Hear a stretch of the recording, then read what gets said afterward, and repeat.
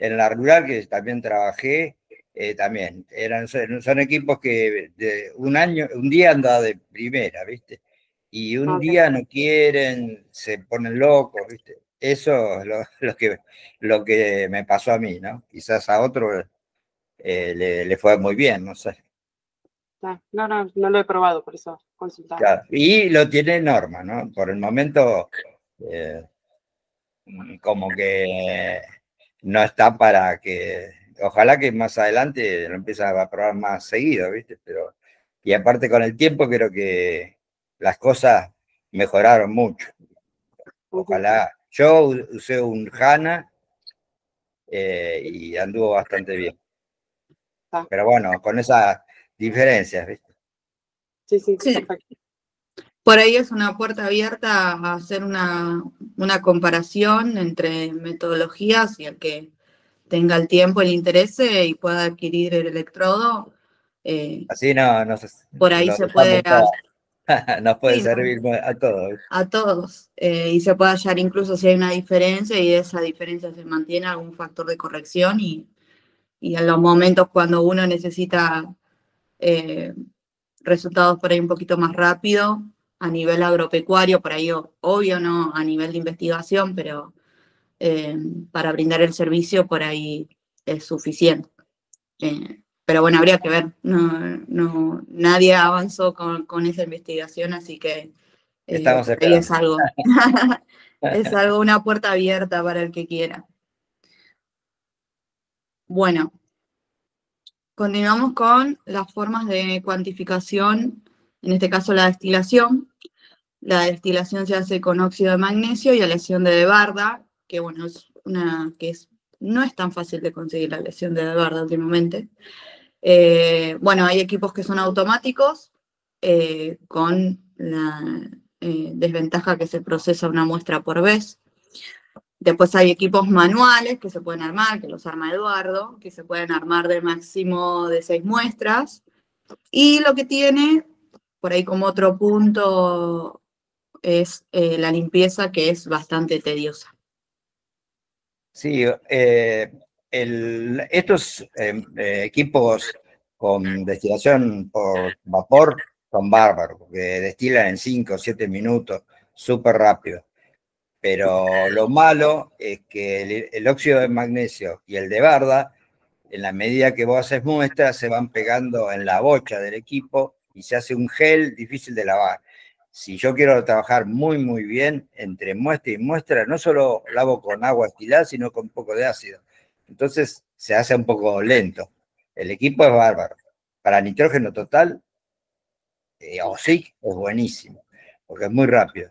Y después, bueno, en forma manual, que no es una destilación fraccionada, lo máximo sería 6. Se probó con 8 y realmente no es rápido.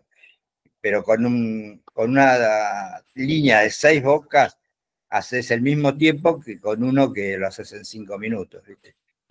Realmente ya está probado y en la facultad, por ejemplo, teníamos los dos, porque cuando tenés muchas muestras necesitas todos los equipos que puedas, ¿viste? Pero bueno, lo malo de esto es la limpieza y que te hace de alguna muestra. Y cuando vos tenés en la tanda de 50, 40 muestras, se te hace difícil. Y lo que más para mí lo peor es la limpieza, ¿viste? Porque ese óxido se pega, no sabes, y difícil de sacar, ¿viste? No sé, por ahí a otro le fue mejor, pero yo sé que es así. Bueno. ¿Alguno hace nitratos por destilación? No, yo no. No. Bueno, no hay nadie acá que... No. Bueno. Acá ya vamos avanzando con las formas de cuantificación colorimétricas. Bueno, tenemos el NitraCheck, que hay bastantes comparaciones con metodologías y resultó bastante favorable, pero bueno, con la desventaja de que son resultados cualitativos, por ahí para una determinación a campo o para un diagnóstico rápido, nos sirve, pero no es cuantitativo. Y que tiene un error aproximadamente del 10%. En rangos medios mejora un poco la precisión, pero tenemos ese margen de error. La extracción se realiza en una bolsa con un filtro, otra problemática ahí que nos da bastante, nos limita en cuanto a la precisión. La agitación es manual, otra limitante también, y que no posee norma. Sí, yo creo que primero porque es muy cara, ¿no? Las banditas. Pero si tengo un año donde vienen muchas muestras y quiero tener una seguridad más, que viste, a veces tenés una muestra con mucho nitrato o poco nitrato, y no está mal chequearlo, viste, y tenerlo a la par. Como cuando tenemos un pH y está bueno tener unas tiritas Merck para ver, che, este será alcalino. Siempre es una ayuda. A mí me parece que está bueno, pero es caro. Sí, a veces no es tan fácil de conseguir, esas otras limitantes. Ahora creo que está un poquito más fácil las cosas de conseguir, pero bueno, hasta ahí nomás. Y bueno, siempre el tema de costos es lo que nos termina haciéndonos decidir por uno o el otro. Bueno, seguimos con las técnicas colorimétricas, en este caso que se evalúan a través del espectrofotómetro, el fenol disulfónico y el SNED. El fenol disulfónico ya hablamos, y ahora vamos a hablar particularmente de las problemáticas que pueden surgir del SNED. Bueno, como les mencionaba al principio, lo que tiene esta metodología, no sé si hay alguno que no la está utilizando, pero permite procesar gran cantidad de muestras, porque no lleva ningún secado, sino que se hace una extracción, que la extracción se puede preparar el día anterior o una mañana, y después ya podemos hacer la reacción colorimétrica. Y la limitante en cuanto a cantidad va a ser, en cuanto al operador, qué cantidad de muestras podemos manejar.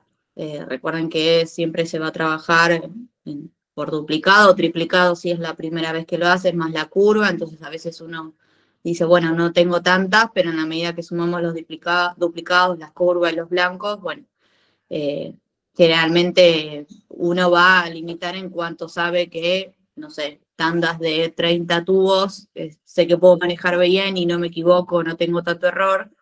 Ya tandas por ahí mucho más grandes nos limita el tiempo y por ahí es más probable que tengamos error. Y en cuanto obviamente material que disponemos. Pero los materiales a utilizar son bastante sencillos, los matraz para las curvas de calibración, de 50 mililitros, que son los matraz diarios. Después se trabaja con vasos de plástico para hacer la extracción, que son, creo, de 250 son, ¿no? Los Sí, de tapa roja, sí. que son los que se utilizan para los exámenes de orina, el mismo vaso para la extracción. Sí, siempre se conviene usar recipientes con buena rosca, ¿viste? Porque sí, eso sí. Cuando tenemos muchas muestras y no se tapan bien, en el agitador algunos empiezan a salir. Entonces, en las casas de todo plástico, ahí te venden unos recipientes de 250 con buena rosca y son geniales. Sí. Sí, eso también es una problemática porque después va al agitador y bueno, si esa rosca no está bien, no pasa a suceder lo mismo en textura, bueno, el enchastre que se hace es terrible. Y ahí nos hace perder más tiempo. Después se agrega hidróxido de calcio, eso se deja sedimentar. Y cuando está bien separado el sobrenadante, bueno, ahí se toma la primera alícuota, que son 0,5 mililitros, con lo cual uno tiene bastante extractante y sobrenadante para poder repetir en el caso que haya fallado la técnica colorimétrica, entonces rápidamente puedo volver a tomar del extracto, que eso también es otra gran ventaja, y puedo hacer solamente la parte colorimétrica. Y después se utilizan catalizadores, trabaja solo en cuanto a material de vidrio sobre el mismo tubo de ensayo. Así que uno puede tener resultados rápidos, después una vez que se arroja el color, va al baño también, los tubos van al baño por aproximadamente media hora y luego del baño se deja enfriar, se coloca el SNED, que es el que le va a dar el color, el SNED diario que se prepara, se deja enfriar y después ya se puede leer. Eso es lo que tiene de beneficio esta técnica, que es bastante rápida y nos permite, con poco material, más que nada si hay algún laboratorio nuevo que está iniciando y por ahí no tenemos todavía, no tienen mucho material de vidrio, entonces te permite con pocos materiales poder hacer la determinación. Bueno, el inconveniente que tiene es que, al igual que muchos reactivos que usamos en el laboratorio, el SNED es cancerígeno. Hay que preparar las curvas diarias, ¿sí? Porque la fuerza que tiene ese color, esa intensidad, se pierde con el tiempo, el agua que se utiliza y el extractante, si no lo conservamos en la heladera, bueno, ahí tenemos variaciones.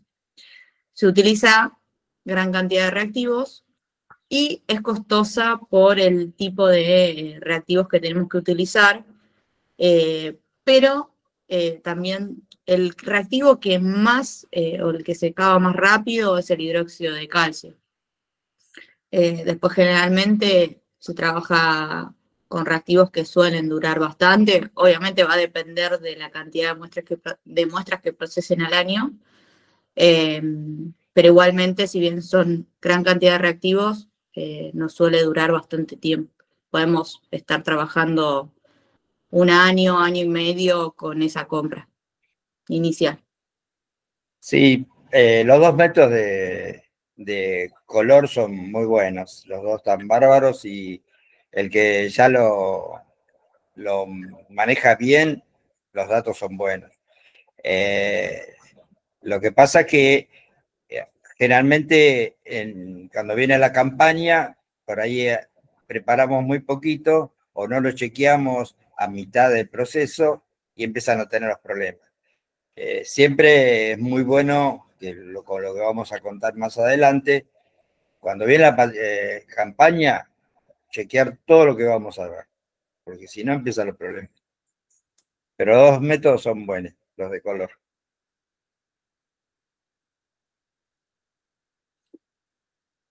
Sí, obviamente no estamos demonizando ni uno ni a otro, solamente estamos contando con lo que tenemos experiencia y a nivel por ahí en la diaria del laboratorio siempre estamos buscando metodologías que sean buenas, precisas y por ahí que nos ahorren un poco más de tiempo, pero las dos técnicas funcionan perfecto y de hecho creo que la gran mayoría de los laboratorios de Córdoba trabajan con fenol disulfónico. Los laboratorios de Buenos Aires, yo la mayoría de los que conozco trabajan ya con SNED, pero bueno, son dos metodologías distintas, pero que funcionan muy bien. Bueno, puntualmente, ¿cuáles son los inconvenientes que pueden surgir, que nos han dicho, que nos han pasado a nosotros también? Bueno, tener diferencias con otros laboratorios. Otra problemática es no lograr reproducibilidad de los resultados. Un problema puntual con el método. Cuando no sé qué metodología emplear y qué tengo que tener en cuenta para no fallar y obtener un buen resultado. Sí, yo fui a varios laboratorios que por ahí estaban haciendo una técnica y decía, no, esta tiene problemas, me paso a la otra. Yo lo único que cambiaría, si tengo muchas muestras, necesito uno de estos dos métodos de color porque ahí puedo hacer muchas muestras. En destilación ya es más lento. Pero lo importante es que hagamos todos los pasos que vienen adelante bien. Si hacemos eso, no nos puede ir mal. No puede haber que una vez me sale bien, otra vez me sale mal. No puede pasar eso. Y no creamos que él hizo otra técnica y lo hizo bien entonces lo que yo hago está mal. No, no, no. Vamos a hacerlo paso a paso y no tiene por qué haber problema. Y bueno, también si nunca lo hicimos, nos va a llevar bastante tiempo lograrlo, pero yo creo que los pasos que armamos no te puede ir mal. Bueno, ¿cuáles son los motivos o posibles motivos de diferencias entre laboratorios? Bueno, puede ser que emplear técnicas diferentes nos dé algo de diferencia, por eso cuando hacemos los interlaboratorios uno tiene que especificar la técnica con la cual está trabajando, porque siempre hay diferencias no muy significativas, pero va a depender de qué metodología estemos hablando. Bueno, inconvenientes puntuales con el método que estamos empleando o usos de equipos que por ahí no son adecuados para el método que estamos empleando en el momento. Sí, en lo que es técnicas diferentes, seguro que va a haber una pequeña diferencia entre un método y otro. Y bueno, tenemos que elegir el método que nos sentamos más cómodos, ¿viste? Lo que dije de los equipos es muy importante. Primero, a veces pasa que usamos una balanza no de 10.000, la más exacta que la que viene con las ventanitas, todas las 10 milésimas. No tengo esa balanza. Y fíjense, cuando yo preparo un reactivo, pongo miligramos. Así que tengo que tener una buena balanza. Otra cosa que pasa, uso un agitador cualquiera, no es de va y ven. Acuérdense que todas estas técnicas se hicieron con un va bien, con una cantidad de golpes. Si no hago eso, ya arranqué mal. Desgraciadamente es así, ¿viste? Tengo que tener. Después otra cosa, el espectro. Hay espectros que son de mala calidad, donde tiene un monocromador malo, donde la luz que me llega no lo separa, y bueno, eso también influye en la calidad de mi resultado, ¿viste? Ahí hay muchos equipos que son medianamente buenos, pero yo vi aparatos muy malos o que andan bien un año, el año que viene, al año siguiente da cualquier cosa. Bueno, eso lo tienen que tener en cuenta. Bien. Bueno, problemas con las técnicas puntualmente. Puede ocurrir que no forme color o que no tengo distintos tonos en la curva, distintas concentraciones y todo me da color muy intenso. Que las curvas no las logro repetir, hago una tanda, me da una serie de valores, al otro día vuelvo a pasar unas muestras, preparo la misma curva que preparé, pero me da otro valor. O que me pase lo mismo, pero con las muestras, que continuamente estén cambiando los valores. Sí, muchas veces pasa. Ay, Eduardo, no me dio nada de color. Otra vez, ahora me dio mucho.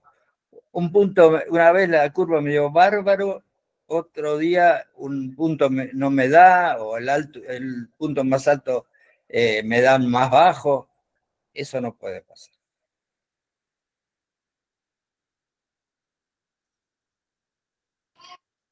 Bueno, y acá analizando un poquito más en profundidad, bueno, un poco lo fuimos mencionando en cuanto a la extracción, controlar que la agitación sea la correcta. Aproximadamente tiene que estar entre 180 golpes por minuto. Entonces eso hay que contabilizarlo en el agitador y que sea de vaivén. Que tenga algún problema con el lavado, error en la preparación de la solución, o que esté trabajando, no nos hemos dado cuenta y estamos trabajando con reactivos vencidos. Sí, acuérdense que el agitador, si no tiene el golpe que tiene que tener, si es menor, voy a sacar menos, y si es mayor, voy a sacar más. Y el lavado, yo te digo, pasa el 90% de los laboratorios. ¿Viste? Nos apuramos, lavamos mal, o queda en manos de alguien que, bueno, ese día no tenía ganas y no lavó bien, no enjuagó bien, no se secó el material, y eso va para todos los métodos, digo, porque en fósforo pasa lo mismo. Me dice, no, me dieron unos blancos altos. No puede pasar eso. Tengo que lavar muy bien y con ácido. Algunos lo hacen de otra manera o lo lavan en el momento. No, el lavado tiene que tener su tiempo y si podemos lo dejamos media hora o siempre con unos horarios de lavado. Tiene que ser muy riguroso en esa parte, ¿viste? Y bueno, la preparación de la solución también, a veces nos apuramos o estamos apurados y lo sacamos rápido al reactivo.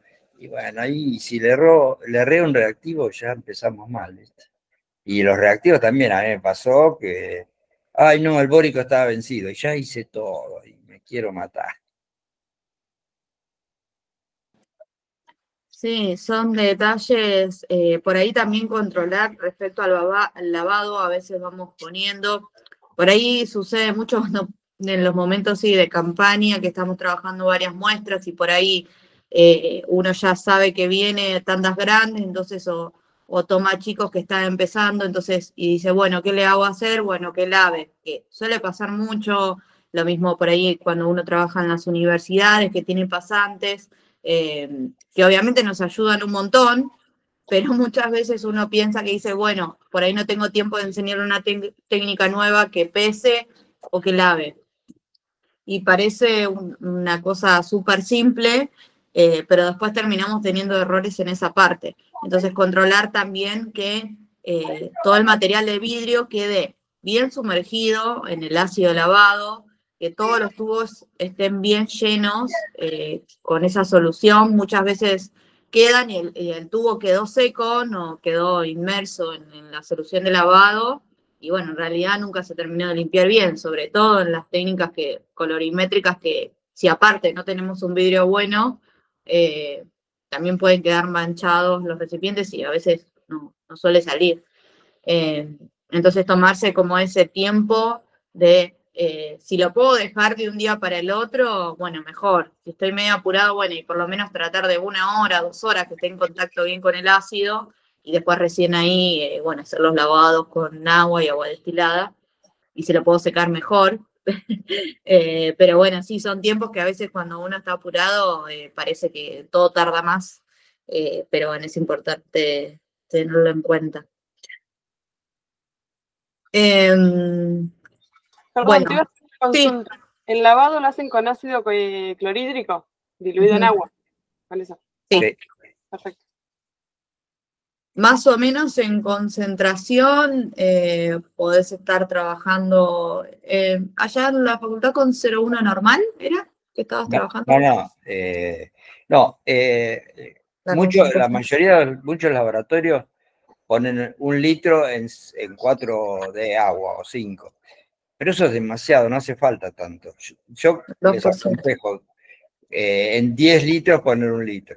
En 9 de agua, de la canilla, no pongan agua destilada, y 1 de ácido. Primero, obviamente, primero el agua y después el ácido. Pero con 1 o 2% está bien. Ya arranca. Con eso es suficiente. No hace falta que me pique la mano. No. Sí, también, bueno, se pueden usar detergentes no iónicos, pero bueno, estas reacciones de color, sí. Ay, no sé quién habló, perdón. Valentina, creo que tenía la mano. Sí, no, yo quería preguntar con respecto a la extracción. ¿Cuál es el tiempo que podemos, por ejemplo, yo pregunto porque hice la técnica de Smith y ahora la voy a volver a retomar. ¿Se puede realizar la extracción, separar el sobrenadante y analizarlo al otro día? Sí, vos podés separar en varias partes. Hago la extracción. Si quiero, lo ideal sería ponerlo en la heladera si lo hago el otro día. Después lo saco, lo dejo a temperatura ambiente, le pongo después el carbonato el hidróxido de calcio. El hidróxido de calcio.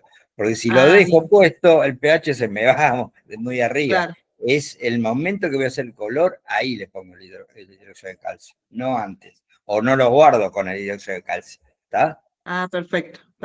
Sí.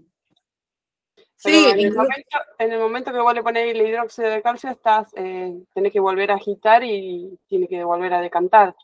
Exacto, pero acordate que tarda, no sé, 2 minutos. Sí, no Sí, tardo súper nada. rápido, súper rápido. súper rápido. O sea, yo lo hago siempre de un día para el otro, o sea, de una tarde a la mañana siguiente, pero Perfecto. le dejo con el hidróxido y no he tenido problema. Sí, no, está perfecto. Pero yo sé que, por lógica, vos te tenés que asegurar de no pasarte de pH, ¿viste? Porque hay veces que no pesás, ¿viste? Le echás una cucharada. No, Pero bueno, hay gente que lo pesa, bueno, eso es bárbaro. Muy no es prolijo. apenita que se pone, sí. Sí, sí. Pero yo te digo porque fui a lugares que le metían paquetes. No. Nada, está ahí. Sí, una veces también por ahí ya tiene estandarizado en su laboratorio, entonces por ahí un día se dedica a pesar y a hacer las extracciones, no todas, pero por ahí haces en conjunto la extracción de nitrato, no sé, y capaz fósforo, cationes, entonces dejas pesado y ya preparas los extractos y lo haces el otro día. Eh, Eso también, yo lo hacía así, de hecho también, pero bueno, por ahí con ese detalle, con el hidróxido. eh, pero sí tenés ese tiempo que tenés que volver a esperar que termine de separarse el sobrenadante. Bueno, en cuanto a las soluciones posibles de estos ítems que estuvimos charlando, uno es preparar la curva con 3 blancos de agua destilada y 3 blancos de agua corriente.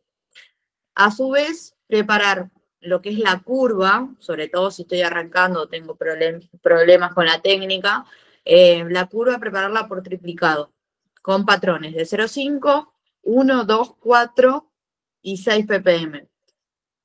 Ahí se le puede sumar algún punto de la curva más arriba, si uno trabaja con valores más altos, también se puede sumar.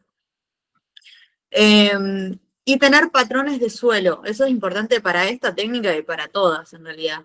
Tener un patrón de suelo para valores bajos, valores medios y altos.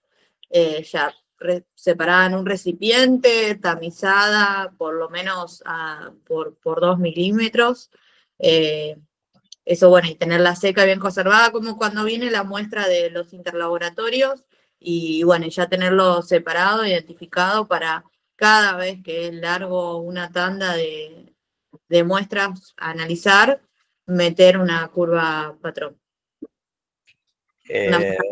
Sí, yo creo que cuando uno arranca la campaña es un buen trabajo, pero acuérdense que ustedes hacen todos los reactivos nuevos, la curva nueva, entonces tengo que chequear que todo ande bien, por lo menos una vez, y después, cuando tengo que hacer los reactivos de nuevo, vuelvo a ver. Es importante chequear el agua destilada con el agua corriente. El agua corriente no tiene que tener ni fósforo ni nitratos. A veces yo vi en algunos lugares que el agua corriente tiene un poquito de nitrato, pero muy poco. No se asusten. Y el agua destilada no tiene que dar nada, no tiene que dar nada. Pero si nos da en los dos lados color, estamos mal. Pero es muy importante. Y los puntos de la curva también. ¿Yo qué hago? Tengo 3 de cada una. Yo te digo porque me han pasado. Que, un punto me dio bien, el otro no. No puede pasar. Si tengo problemas porque la ven mal, o el tip que uso de mi pipeta, o mi pipeta tiene un problema y por momentos toma 0,5 y por momentos no. Entonces tengo que ver qué pasó. Con 3 no se equivocan nunca. En teoría tienen que ir los 3 bien. No puede haber diferencias, pero es la única manera de controlar, ¿viste? Y los suelos también, ¿viste? Lo otro lo puedo chequear al color con todas estas tareas. Y lo de patrones de suelo es importante. No hace falta poner los 3 en esa tanda, pero una vez pongo un alto, después uno medio y uno alto en otro momento. Y de esa manera voy controlando todo. A mí me pasó en fósforo que decía, no, estos suelos me dio menos de 5 ppm, ¿viste? Y le digo, ¿pusiste un patrón? Sí, ¿cuánto cuánto tenías de fósforo? No sé, 30 ppm. Entonces, vos no sabés dónde está. Por ahí el problema está abajo, ¿viste? Cuando haces la extracción o la valoración del color y no te das cuenta. En la facultad pasó una vez que el agitador estaba golpeando mal y los valores bajos te daban mucho más bajos. Y bueno, son pequeños detalles que si tenés un patrón bajo te quedas tranquilo. Cuando decís, uy, qué raro este dato. Bueno, agarro el patrón que sé que da bajo. Si da bajo en ese orden, te quedas tranquilo. Es la única manera, no hay otra. Perfecto. Entonces, ¿qué estaríamos logrando? Si tengo diferencias en los blancos, bueno, lo que comentaba Eduardo, puede ser que haya lavado mal o que haya diferencias en cada tubo, que el agua corriente no dé color y la destilada da color, entonces, bueno, ahí claramente la destilada estaría teniendo nitratos. Bueno, si no se tiene color, puede ser que los tubos hayan quedado ácidos, entonces ahí hubo un problema con el enjuague, no se hicieron las cantidades de lavados necesarios para eliminar ese ácido de los tubos. Bueno, nuevamente verificar los vencimientos de los reactivos y dedicar, esto es muy importante, dedicar un día específico para lo que sea preparación de patrones. Muchas veces preparamos sobre todo los patrones diarios, que uno vuelve a preparar, y a veces no se acuerda, lo utiliza, pero si en el momento por ahí dejó de utilizarlo y no nos tomamos ese trabajo de poner la fecha de cuándo hicimos ese patrón, no recordamos si es de una semana, porque hacemos muchas técnicas a la vez, si fue hace 1, 2, 3 meses o 4 meses. Entonces, tomarnos ese trabajo de, bueno, armé este patrón, tomar el tiempo, hacer bien a conciencia los patrones, controlar que la pipeta esté tomando el volumen que necesito y poner las fechas. Las fechas es muy importante tenerlo en claro en cuanto preparo, en la preparación de patrones, extractantes, todo lo que necesite para llevar a cabo esa técnica. Sí, es muy importante controlar el agua destilada, ¿viste? Porque si tiene color, yo muchas veces lo vi, con colores en los blancos de fósforo y de nitrato. Y bueno, yo tengo que cambiar esa agua destilada urgente, porque de ahí hago los reactivos, hago todo. Si tengo un mal agua, sonamos. Por eso es importante controlar eso. Y el patrón tiene que ser algo muy importante. Mira, estoy haciendo patrones, me llama mi pareja, mi nene, viene mi suegra, no me importa, estoy preparando patrones. Ese día es para patrones. Porque si esos datos no son buenos, lo que haga ya no sirve. Exacto. Bueno. Bueno, esto es muy importante también tomarnos el tiempo, sobre todo si lo podríamos realizar previo, o sea, lo ideal sería hacerlos cada vez que podamos, o al menos una vez por mes, pero si no es posible, por lo menos previo a la campaña, que por ahí tenemos unas semanitas que estamos un poquito más tranquilos con las muestras y nos da el tiempo por ahí agendarlo, porque muchas veces se nos pasa, pero tenerlo, no sé, agendarlo en el Google Calendar o con alguna herramienta, un calendario físico en el laboratorio, alguna alarma, algo que digamos, bueno, tal fecha voy a hacer las calibraciones de la balanza.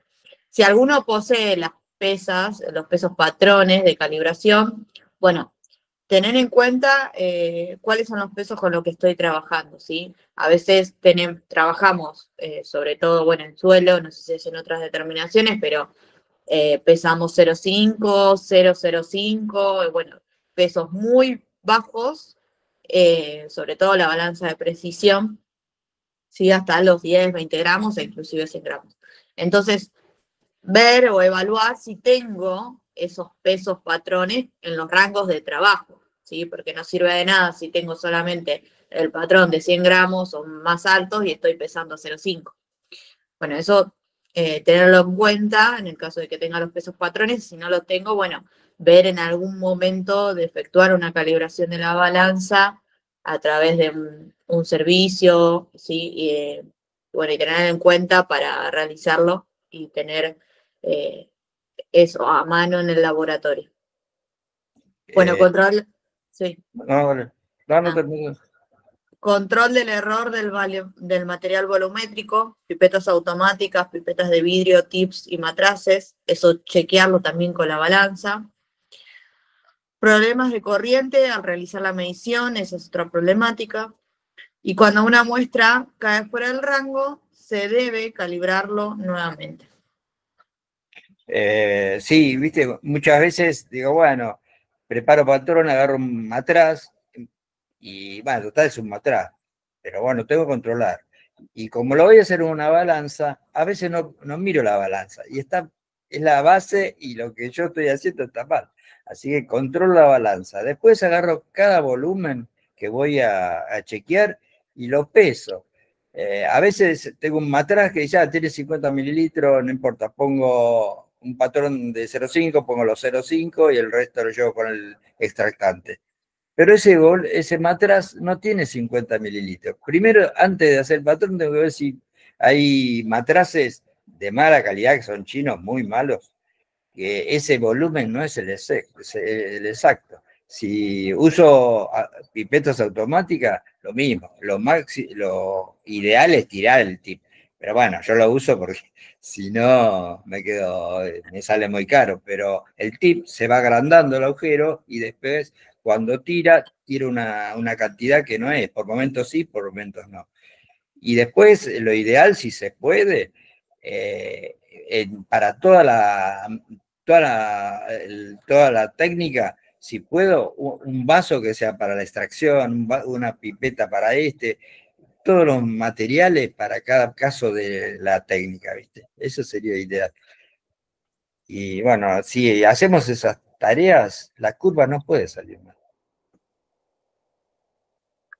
Bueno, con respecto a la corriente, eso por ahí sucede dependiendo de en dónde estemos ubicados, pero bueno, a mí me sucedía, por ejemplo, cuando trabajaba en Misiones, que por ejemplo al mediodía, con el nivel de la tensión, no se podía medir ninguna técnica colorimétrica por el consumo. Entonces teníamos muchos saltos de corrientes y no podíamos estabilizar el equipo, bueno, con el riesgo, ¿no?, de que el equipo se queme.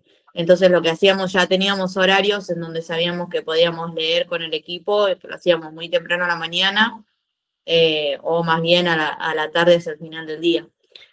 Bueno, eso seguramente lo tendrá en cuenta cada laboratorio cuando vemos que el equipo está oscilando mucho. Bueno, ver en qué horario estamos midiendo, ver si no tenemos un problema en la corriente.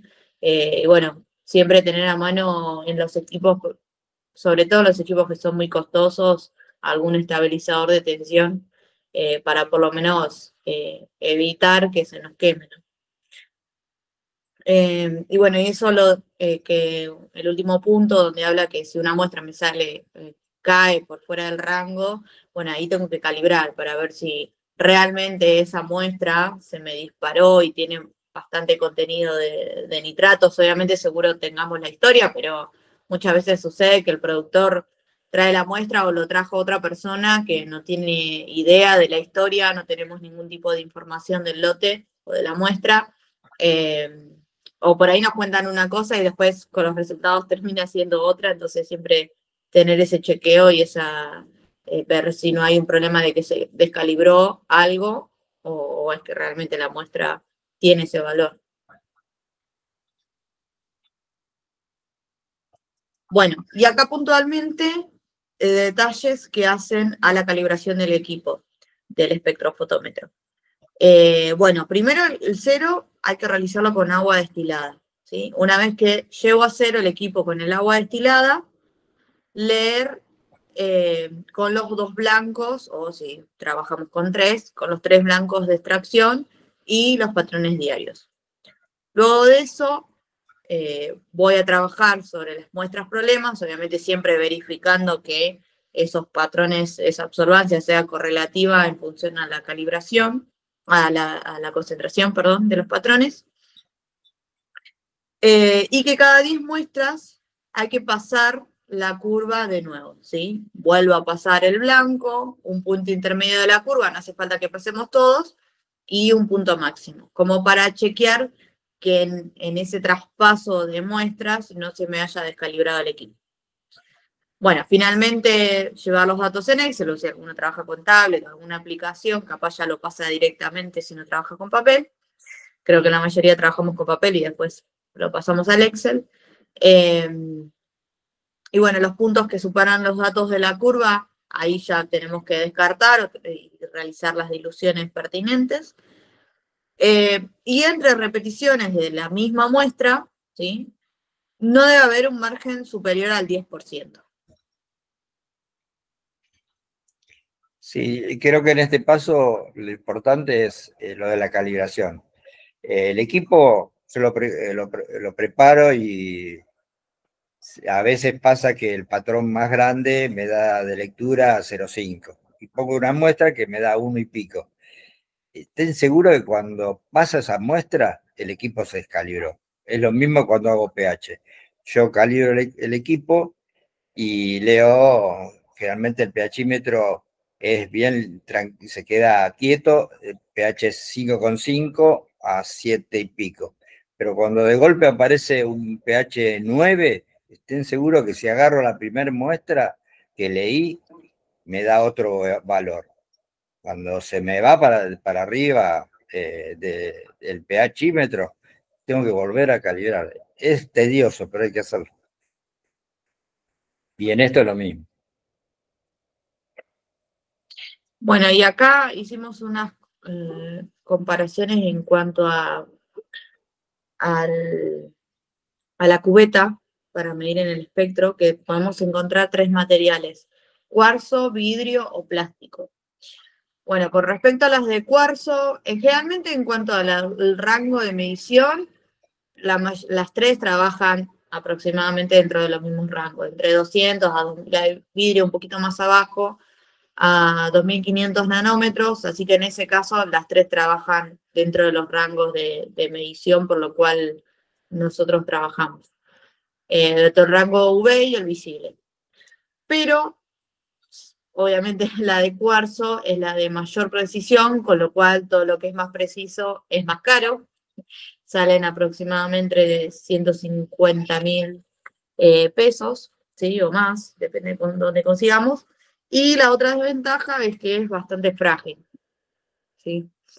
Bueno, en cuanto a la de vidrio, bueno, ahí tiene un menor costo que la de cuarzo, ¿sí? Como ventaja, más o menos rondan los 20.000 pesos.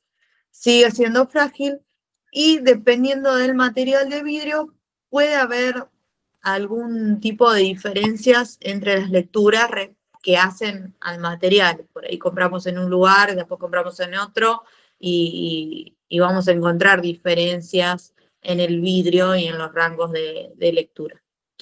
Bueno, y con respecto a la de plástico, son las más económicas, rondan los 4.000 pesos. Lo ideal sería que lo tomáramos como si fuese un tips y se debería descartar. Obviamente estar tirando tanta cantidad de cubetas de plástico con la cantidad de muestras que procesamos, creo que no lo hace nadie. Pero bueno, suelen por lo menos tomarnos ese trabajo de ir chequeándolos, porque suelen durar bastante poco. Se rayan de forma muy fácil, se tiñen, se deforman, algunos quedan manchados. Entonces, sobre todo también cuando hacemos sulfatos, a veces no queda bien limpio, por más que lo lavemos varias veces, ya esa cubeta quedó totalmente manchada, entonces el LAS de UV que tiene que pasar no pasa la cantidad que tiene que pasar.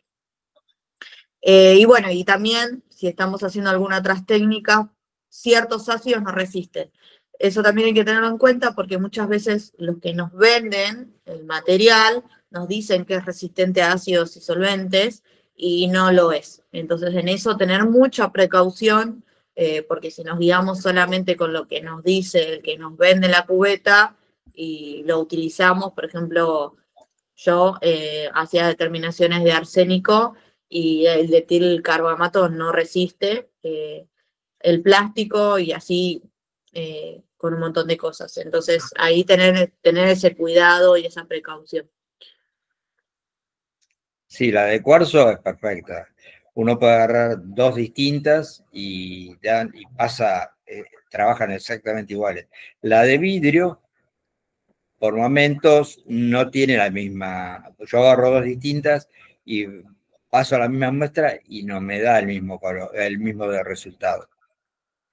Por eso pero la de cuarzo, por eso está cara, ¿no? Es perfecta, es perfecta. Está bueno tener, si se puede, una de esas.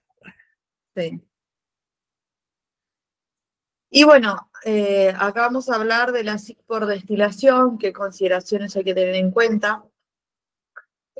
Bueno, calculo que todos hacen SIC por destilación, que luego de los 3 lavados con alcohol, que es muy importante en esa etapa, no perder suelo. Sobre todo cuando pasamos del centrifugado y vertemos el sobrenadante al matraz, sobre todo si estamos también trabajando con suelos que tienen mucho color o de material muy fino, tratar de verter lo más suave posible para que no pasen y no tener que seguir haciendo más lavados, y que nos quede el matraz manchado porque pasó suelo, ¿sí?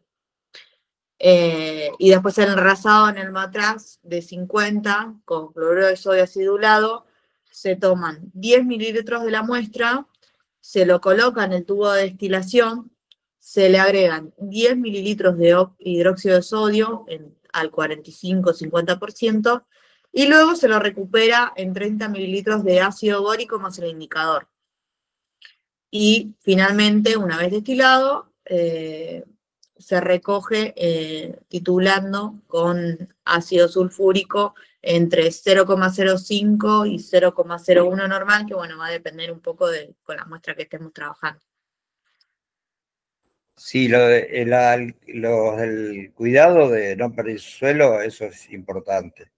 Y acuérdense que los 3 lavados de alcohol no puedo tirar menos. Acuérdense que yo voy a sacar los amonios que no ocupan los lugares de los cationes, que tengo de más. Probé, hace poquito fui a un laboratorio de corrientes y como otros laboratorios decían, una vez la SIC me da bárbaro, otro se me va para arriba. Y dije, bueno, vamos a probar si es un problema del lavado. Hicimos lavados, los 3 lavados, 4 lavados y 6 lavados con alcohol. Y realmente el resultado fue el mismo. Así pero si vos pones menos de los 3 lavados, por ahí la SIC se te va para arriba.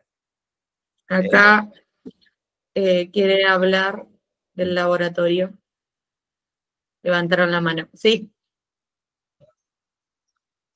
No. Que es agro. Tenés que activar el micrófono porque está silenciado.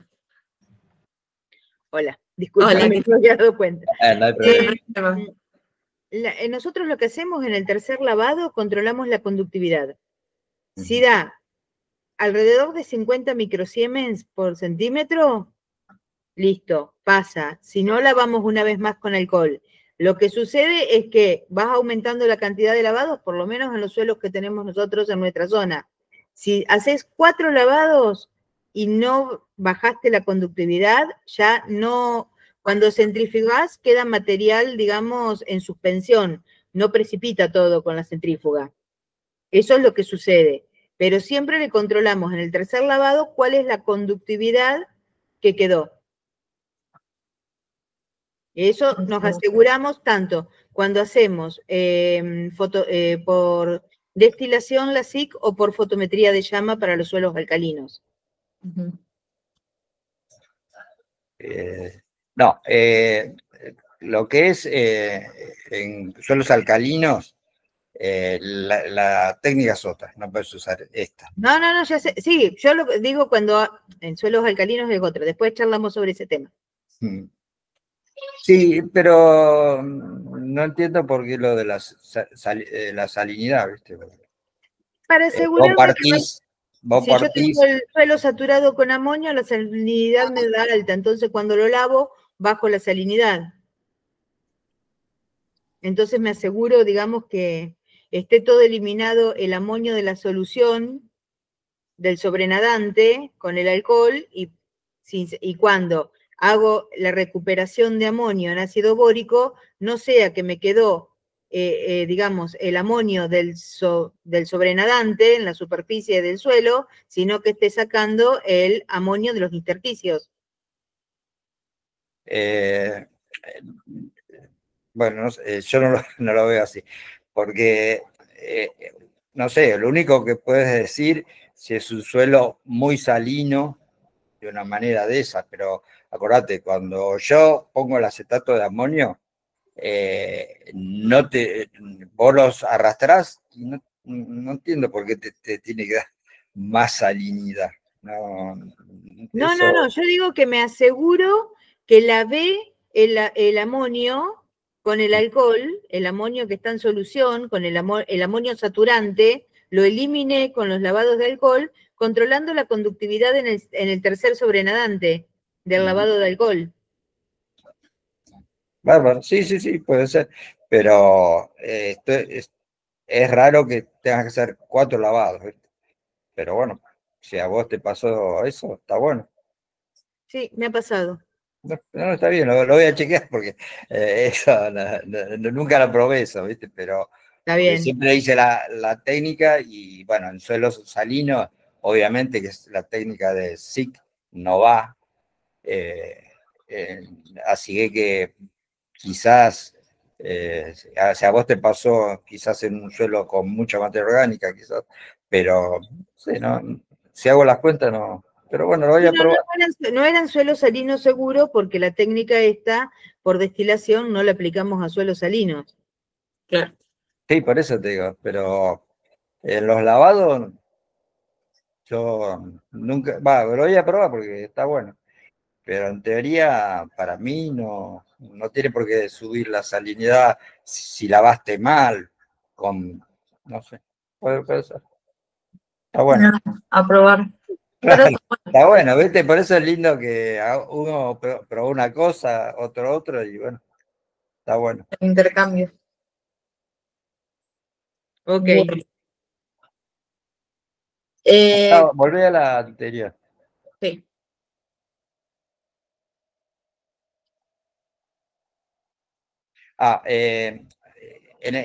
Estas cantidades es para el que tiene un destilador moderno, ¿no? Con destilación por vapor. Si yo tengo uno manual, no puedo usar. La alícuota sí, pero acuérdense que tengo que poner una cantidad de agua porque usan balones. Y a veces 50 o 100 de agua para que no se seque el balón. No sé qué equipos tienen ustedes. Yo tenía, bueno, el manual, no el automático, y con 20 mililitros, entre 10 o 15, 20 mililitros de agua, nos aseguramos que no se seque el balón y no se rompa, no haga vacío y se rompa. Con esa cantidad es suficiente. No sé si alguno también trabaja con uno manual o tienen todos automáticos.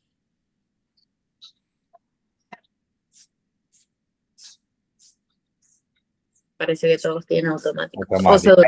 El bueno. Todos tienen no, nosotros tenemos el tradicional manual, el de los baloncitos de 100 mililitros. No le agrego agua porque destilo 20 mililitros del extracto de cloruro de sodio. Entonces pongo 20 mililitros y 10 mililitros de hidróxido de sodio y funciona bien. Qué bueno. Tengo muy buena recuperación. Qué bueno. Qué bueno, ¿no? Porque la mayoría de los manuales vienen con balones de 500, 1 litro. No, pero nosotros el tenemos tuyo debe ser más chiquito. Balones de 100 mililitros. Tenemos. Ese no es de acá. No es nacional, es del año. Pero anda. Vaya uno a saber.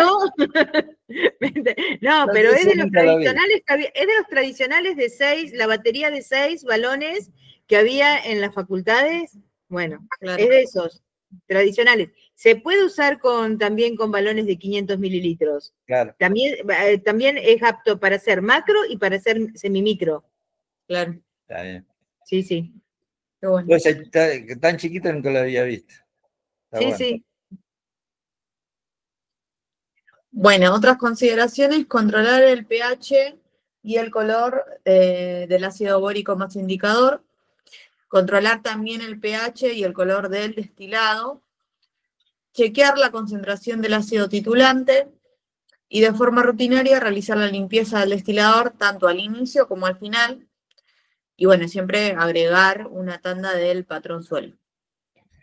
Sí, se supone que el bórico que yo preparé tiene un pH de 5,2, 5,2, 5,5 como mucho, y cuando destilo, ese destilado seguramente va a tener un pH 8, 8,2. Yo vi muchas veces uno cuando toma el bórico, por ahí tomé con la pipeta y no estaba bien limpio la pipeta o el tip, y se tiñó un poquito el color del bórico, ¿viste? Lo vi muchas veces rojo, muy rojo, siempre es medio como vino, color vino, y ese sería lo ideal. Y está bueno chequearlo para ver si llegué al pH que yo quería. Muchas veces me pasó que destilaban y el equipo destila los automáticos en 5 o 7 minutos. Y algunos no recogían, que es alrededor de 100 mililitros o 80, entonces no terminaba de destilar. Entonces daba valores más chicos.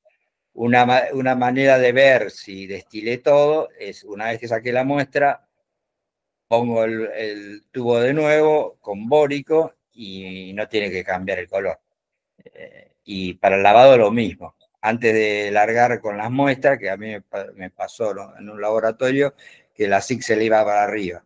Y era porque no se tomaban el trabajo y cuando lavaban, yo lavo y después pongo el bórico y no se tiene que teñir. Si no se tiñe, ya estoy listo para largar las muestras. Y cuando termino, hago lo mismo. Termino de trabajar y lo que hacemos entre muestra y muestra, lavamos 5 minutos para que no quede alcalinidad en el medio. ¿Qué pH, disculpen, qué pH utilizan para el ácido bórico? 5,5 más o menos. Nosotros utilizamos 4,6, 4,8 más o menos, el pH. Queda un violáceo inicial. ¿Y el bórico a qué concentración lo tenés? Al 4%. Por eso. Nosotros somos al 2%. Sí, lo tengo más concentrado el bórico. Está bien. Sí, ahí no sé si... ¿Controlamos la respiración? Claro. ¿La bien? No, seguro.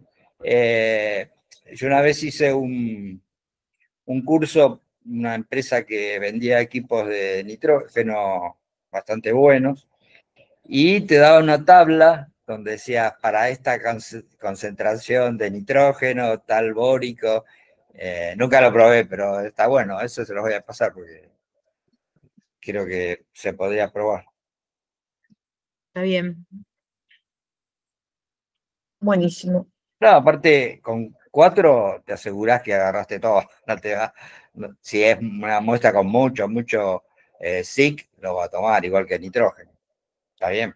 Nosotros lo utilizamos para, ese bórico lo tenemos para hacer nitrógeno total, para proteínas, para suelo, para forraje, digamos, preparamos ácido bórico y lo usamos para todo, para que nos abarque todo el rango de nitrógeno. Sí, si no tenés que tener un montón de preparados. Exactamente.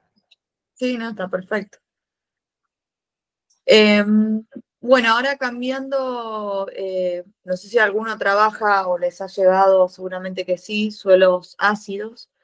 Bueno, cuando trabajamos con suelos si bien no hay un rango de valor específico, pero ya cuando estamos trabajando con suelos por debajo de 5,5, ya la SIC por destilación empieza a tener errores. Y eso se debe a que a la medida que tenemos más acidez en ese suelo, podemos contar también con la presencia de aluminio intercambiable. Entonces, esas dos cuantificaciones, como la SIC por destilación la determina por diferencia, ¿sí? podemos estar sub o sobreestimando esa cantidad.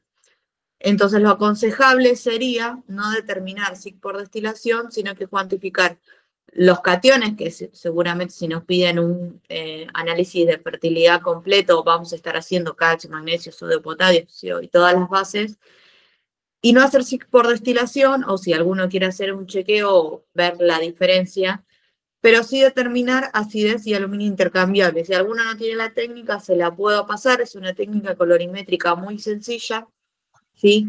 Pero tiene una serie de lavados que es bastante trabajoso. Trabajoso en cuanto a que nos lleva tiempo, sí. No trabajoso en cuanto a dificultad, pero nos lleva tiempo.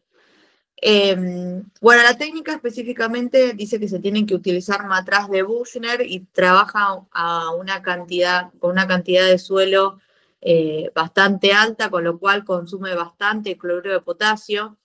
Yo lo reduje a la mitad cuando estuve trabajando en suelos de emisiones y hice bastantes pruebas y da perfectamente bien. Así que trabajando con esa cantidad, yo después les voy a pasar las dos técnicas, la oficial y la técnica con la que yo trabajaba para que la prueben si se adapta a sus suelos, para por lo menos no tener que tener ese gasto de cloruro de potasio porque es bastante alto. Yo lo reduje a 12,5 mililitros por muestra y se utilizaba el doble. Y perfectamente se puede hacer con embudos y papel de filtro y no estar por ahí demorando tanto tiempo en cuanto a la extracción utilizando el embudo de Buchner. Bueno, eso nomás como unas consideraciones a tener en cuenta. Yo después les voy a pasar las dos metodologías. Si alguno le implementó, es muy fácil de hacer, pero sí es una técnica colorimétrica y hay que tener en cuenta al momento de hacer la titulación, tiene un doble chequeo. ¿Por qué? Cuando uno lleva, ya sea que esté determinando primero acidez y después cuando va a hacer aluminio, hay un tiempo de espera cuando uno llega al color, que primero es un color rosado y después tiene que volver al color, a la forma incolora cuando determina aluminio intercambiable. Tiene un tiempo de espera de media hora. Eso que a veces me pasaba con algunos técnicos que por ahí estaban apurados o por ahí ese día no tenían muchas ganas y estaban trabajando, que a veces todos tenemos nuestros días. Solía pasar que, bueno, tiraba de más para asegurarse el color, ¿sí? Pero a veces ahí uno se pasa y titula de más, entonces el rango de error también es mayor. ¿Qué pasa? Cuando titulamos justo, hay que demorar un tiempo de media hora para evaluar si no vuelve a teñirse de color rosado o si no vuelve incoloro. Entonces ahí yo tengo que volver a agregar 1 o 2 gotas para que llegue a esa coloración permanente. Una vez que pase esa coloración permanente, bueno, ahí ya puedo tomar los mililitros gastados para la cuantificación, ¿sí? Entonces, tener esos detalles en cuenta, sé que lleva tiempo, pero preferible poner unas gotas menos y esperar esa media hora para ver si ya llegó a esa coloración permanente y después efectuar, si ya me aseguré con esa media hora, no vuelve a la coloración anterior. Entonces, tomarse ese tiempo. Bueno, en cuanto a la cuantificación de la acidez intercambiable, bueno, está asociada a los aluminios, a los hidróxidos, ¿sí? Entonces lo que determinamos es la cantidad de aluminio intercambiable en el suelo y, como les dije, lo lavamos con cloruro de potasio 1 normal. ¿Qué cosas hay que tener en cuenta? En suelos, por ejemplo, andisoles, ¿sí? O con mucho contenido de materia orgánica, sobre todo. También dentro de la materia orgánica tenemos como catión el aluminio, pero que no es tóxico. Entonces, en ese caso, estaríamos sobreestimando la cantidad de aluminio y ese aluminio, esa forma de aluminio, no es tóxico para las plantas. Entonces, tener esa precaución. En suelos, por ahí con mucho contenido de materia orgánica, preferible en ese caso hacer la SIC por destilación, ¿sí? Para no estar informando una toxicidad por aluminio cuando en realidad es un aluminio que está asociado a la materia orgánica. Nuevamente, cuando tenemos grandes cantidades de materia orgánica, ¿sí? ¿Eso a qué se debe? Que tenemos mayor acumulación de ácidos húmicos, fúlvicos y huminas, entonces también se incrementa mucho más la acidez de ese suelo y con eso el aluminio intercambiable. Entonces, teniendo esos detalles en cuenta, ahí eso me va a permitir decidir si hago acidez o aluminio intercambiable. Muchas veces les va a pasar que puede haber, nos pasó mucho en la provincia, que todos los suelos son ácidos, y que ese suelo todavía no hay mucha información en cuanto, la que más trabajó con aluminio en suelo fue Olga, para los que estuvieron en la capacitación anterior. Hay una o dos tesis que ella trabajó mucho con suelos rojos, pero todavía no hay información en cuanto a la movilidad en el suelo, tanto en profundidad como a lo largo y a lo ancho del lote. Entonces una hipótesis que había, que era algo que yo si seguía ya iba a avanzar con esa investigación, bueno, no se dio, pero evaluar cómo es la movilidad del aluminio. Hay una teoría que aparentemente se movería de manera estratificada, o sea que son zonas puntuales donde hay presencia de aluminio y uno camina un par de metros y ese aluminio no está presente. ¿Por qué se da esa presencia de aluminio? Bueno, porque en la roca terrestre está conformado por aluminio. En la medida que el suelo se vuelve cada vez más ácido, ese aluminio empieza a ser soluble y empieza a estar presente en la solución del suelo. Y bueno, la mayoría de los cultivos son extremadamente sensibles a esa presencia de aluminio, sobre todo la soja, entonces empieza a tener problemas de toxicidad. Que impiden el desarrollo, el crecimiento obviamente. Entonces se ha observado en algunas investigaciones un desarrollo mucho menor crecimiento, no hay desarrollo de raíces por la presencia de esta toxicidad. Y bueno, hay varios criterios para determinar a partir de cuándo consideramos que el aluminio es tóxico en el cultivo. Y hay distintos autores. Podemos tomar a Sosa, que es bastante estricto, que considera que cuando la concentración de aluminio en 1000 equivalentes o en centimol por kilo llega a 1,24 más, ya estamos considerando que ese suelo va a tener toxicidad por aluminio. Entonces hay que presentar eso en el informe. Después veremos en función del cultivo si tolera un poquito más o menos, pero ya presenta toxicidad. Después, en función de Casierra y Aguilar, toma ya 3 parámetros. Por un lado, la concentración, que dice que si ya tenemos concentraciones de 2 centimol por kilo de suelo, centimol carga por kilo de suelo por encima de 2, ya tenemos presencia, pero a su vez dice que para considerar nivel tóxico nos tiene que dar la saturación mayor al 25% y que la relación calcio, magnesio y sodio en función del aluminio debe ser menor a 1. Si se dan esas 3 condiciones, ya estamos considerando que tenemos problemas de toxicidad por aluminio. Entonces, para cerrar, ¿qué criterios podemos considerar? Generalmente, yo personalmente siempre he tomado el de Casierra de Aguilar porque si tomamos a Sosa solo me da la relación, solo me da el valor de aluminio. En cambio, si ya tenemos aparte una saturación mayor al 25% y la relación en función con las bases es menor o igual a 1, bueno, ahí ya podemos estar hablando de toxicidad por aluminio. Como les decía, esta es una técnica, si para alguno no la utilizó, la quiere empezar a utilizar, se las podemos pasar por el grupo y yo les paso las dos, la técnica oficial y la adaptación que yo hice. Sí, sería bueno eso. Sí, tampoco... Gracias.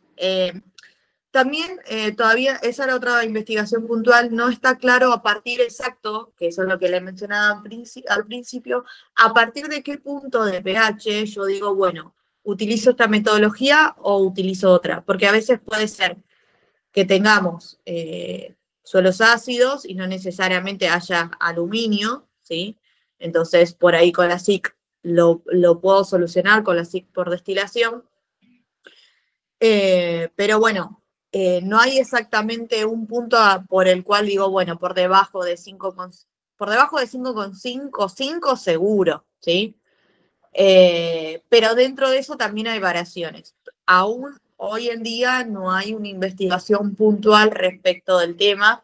Yo había iniciado el proyecto en donde iba a tomar muestras de suelo con pHs puntuales, entonces íbamos a analizar tanto por SIC por destilación como para aluminio intercambiable y ver en todo caso si podíamos hallar, si esa diferencia se mantenía de forma lineal, si podíamos encontrar un factor de corrección.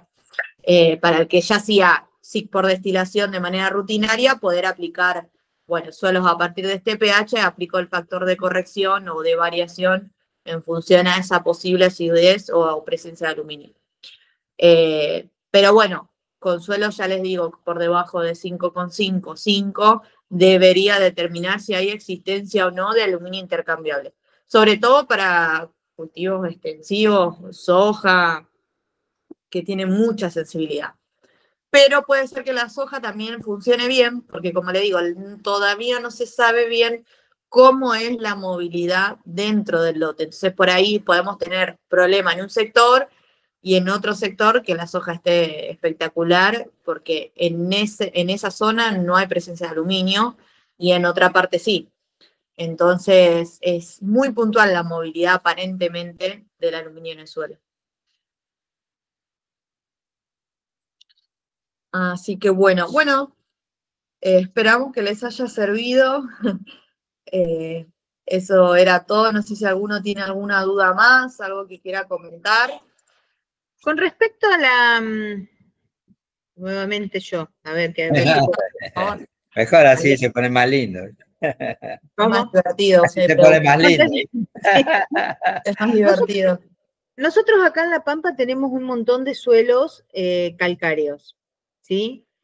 Que obviamente no podemos usar el método de SIC por destilación, el que está hecha la norma.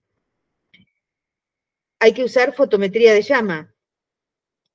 ¿Ustedes han trabajado con suelos alcalinos? En teoría, cuando son muy alcalinos, tienen carbonato, los tenés que atacar con clorhídrico. No trabajar directamente con las extracciones, o sea, si son suelos con carbonatos, lo que se hace habitualmente es trabajar con acetato hacemos los cationes intercambiables con la extracción con acetato de amonio pH 7. Si tiene carbonatos, no se trabaja con calcio y magnesio, se trabaja solamente con sodio y potasio. Claro. De ahí se hacen 3 lavados con alcohol y en vez de trabajar con cloruro de sodio acidulado, se trabaja con acetato de sodio a pH 8,2. Se hacen 3 lavados, se descartan los sobrenadantes, se vuelve a lavar 3 veces con alcohol etílico. Ahí es donde yo me confundí, ahí es donde controlamos el pH, la conductividad de la solución del tercer lavado para controlar que no quede sodio.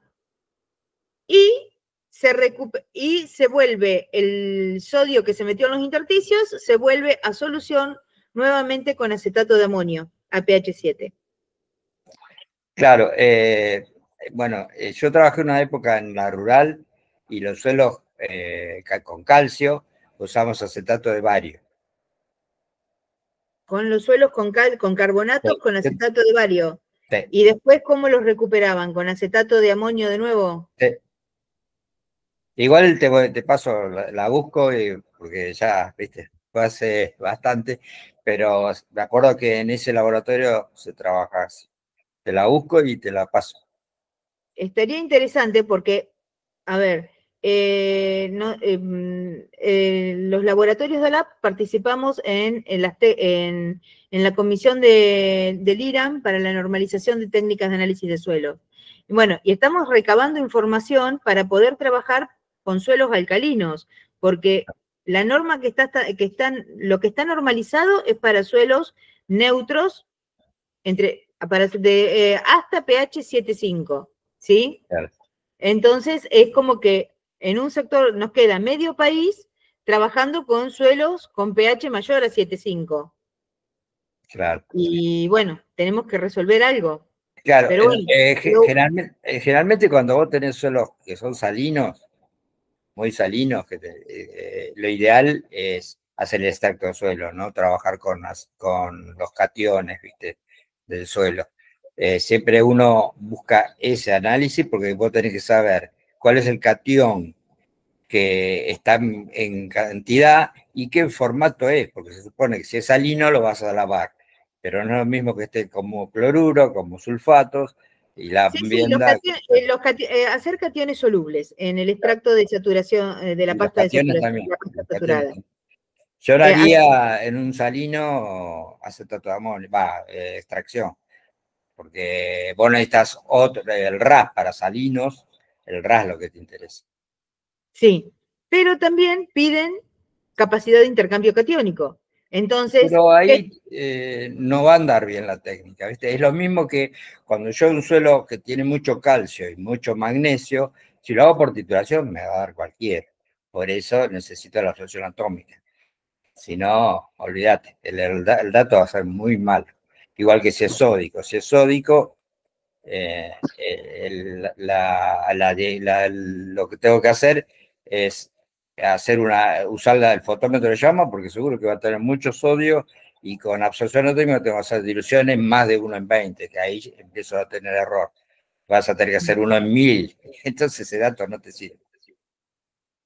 bien, perfecto. Bueno, le encargo, si tienen las técnicas esas, así, está bueno. así Está tenemos, bueno. tenemos material de trabajo, porque todo Claro. lo que teníamos era con acetato de sodio. Claro, no. Siempre tenés varias, como dijiste, para sódicos, acetato de amonio, de sodio. Pero bueno, acordate que igual va a tener error Sí. dato. Ese dato no va a ser bueno. Está bien, perfecto. Pero qué lindo que nos contamos detalles de cada uno, ¿viste? Siempre está bueno. Bien, una consulta. Esta charla queda grabada porque hubo Sí. un montón ahí cositas que Sí, habría que volver a... Claro, y como dijo Lucía, ¿viste? Está bueno, si quedan cositas, nos juntamos nuevo, vamos a eso puntual y bueno. sí, cualquier duda que surja después o en un par de días, si están haciendo justo y aparece alguna consulta, siempre nos pueden escribir por mail, por WhatsApp, Claro. no hay problema. Y tratamos de responder. Con respecto a la grabación, sí se está grabando.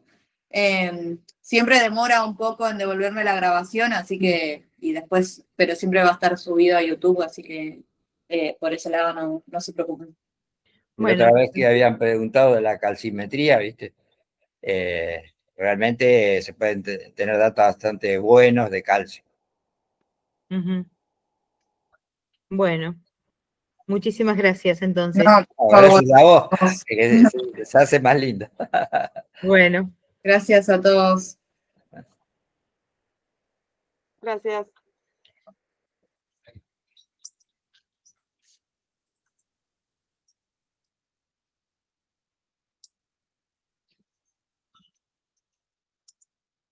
Nos vemos. Sí, chao, nos vemos, gracias. Chao, gracias. Chao, gracias.